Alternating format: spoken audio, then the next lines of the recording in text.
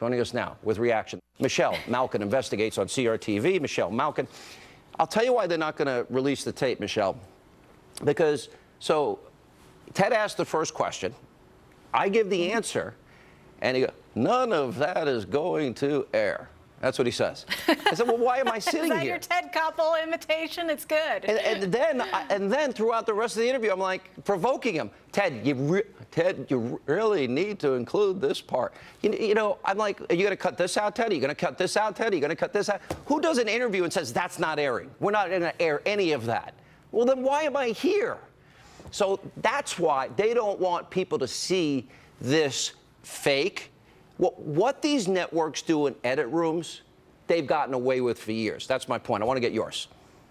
Yes, and I have to raise a toast to you, Big Brother, for exposing these walking dead liberal media decrepit elitists. I think it was definitely worth your time to do this interview because although they played just one little sliver, look at what you've been able to expose. And I think that has them running scared. I would love to see the Twitter hashtag release the Hannity tape.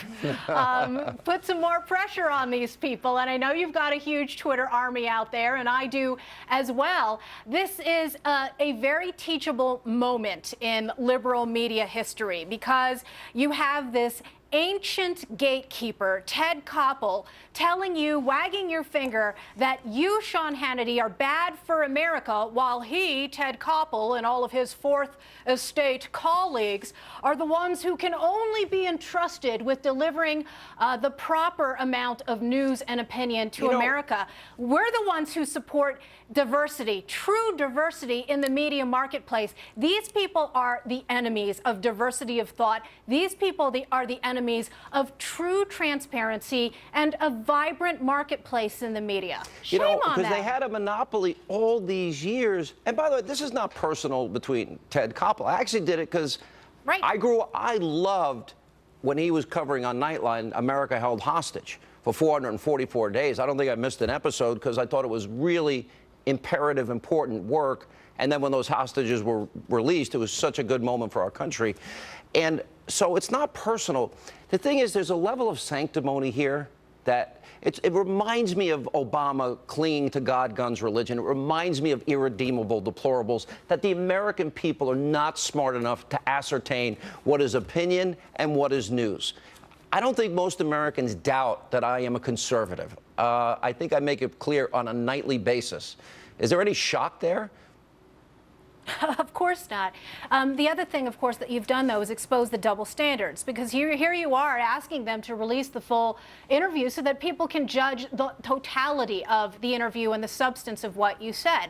These are the same media types who, if conservative, investigative, independent journalists use their tactics, use their techniques that they are supposedly time-honored and entrusted to be able to use in telling a story. For example, editing an interview, they hate it. We want you, the conservative journalists, like James O'Keefe, for example. They are always demanding that he release every last second of what he's done because he can't be trusted. But they can. Come on, look at the whole entire history of liberal media ideology being more important than facts. To borrow Ted Koppel's phrase, you already mentioned Dan Rather and Rathergate, manufactured documents in pursuit of an ideological agenda, bringing George W. Bush down. The entire Trump campaign of liberal media Dan Rather's bad for America.